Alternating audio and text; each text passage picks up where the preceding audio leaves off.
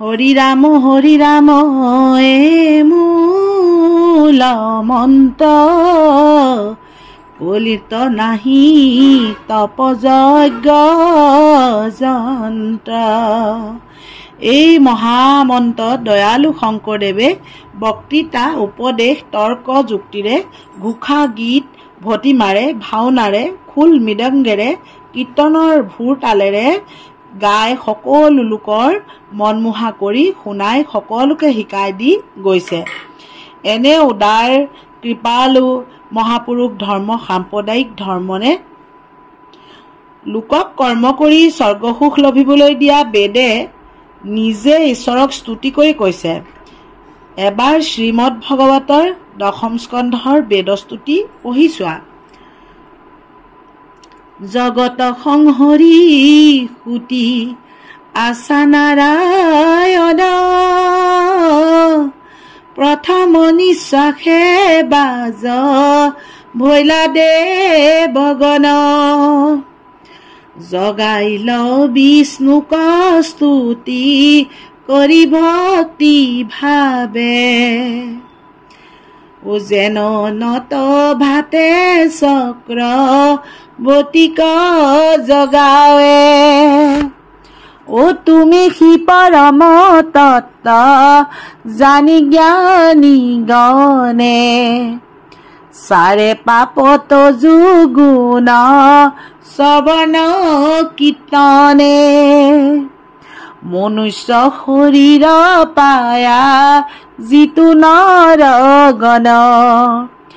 নকৰে তোমাৰ যিটো শ্ৰৱণ কীৰ্তন বিফলে জনম গৈল ভৈল সৰ্বনাশ জীৱন্ততে মৰা সিটো ভাথিৰ নিশ্বাস জীৱন্ততে অভ্যাসক কহেনে দেখি বিশেষ শ্ৰৱণ কীৰ্তনে তৰে সংসাৰৰ ক্লেশ ৰাম মিছাতক বাদে ভৈল অন্ধকাৰ তাতে ভমু মন্দ মতি তজু জ্ঞান পন্থ খুজিয়া নপাও পৰা হৰি মূৰ গতি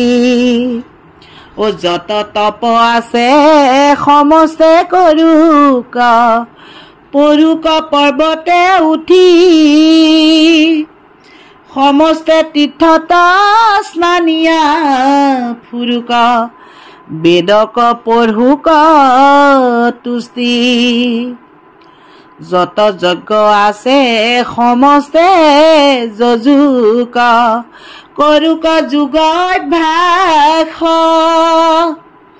হৰিৰ কীৰ্তন নকৰি তথাপি নেৰায় মৃত্যুৰ ত্ৰাস অসন্ত জগত খান তোমাত উদ্ভৱ ভৈল সন্তহেন প্ৰকাশে সদায় কৰ্মজ্বৰ মনুষ্যৰ মন মগ্ন ভৈলে তাতে বেদৰ নুবুজে অভিপ্ৰায় ৰাম তোমাৰ পৰম জ্ঞান মাধৱ দিউক মুক জিয় খণ্ড সুখ দুখহীন নুহি নাৰায়ণ দিয়া শ্ৰৱণ কীৰ্তন ভক্তি নুহু যেন বেদৰ অধীন ব্ৰহ্মায়ুন পান্ত অন্ত তোমাক জানে বেদে আপুনিও নজানা সমূলি এতেকে কেৱল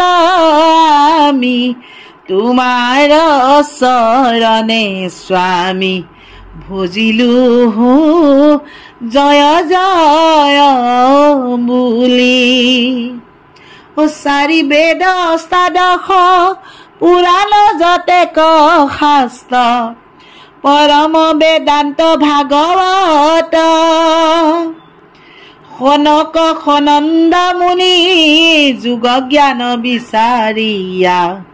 উদ্ধাৰিলা তাৰ সাৰ তত্ত্ব আগম পুৰাণ যত বেদান্তৰ তাৎপৰ্য জানি কৰা ভকতিক সাৰ শ্ৰৱণ কীৰ্তন বিনা পুণ্যে নপাৱয় জানা ইটো ঘূৰা সংসাৰৰ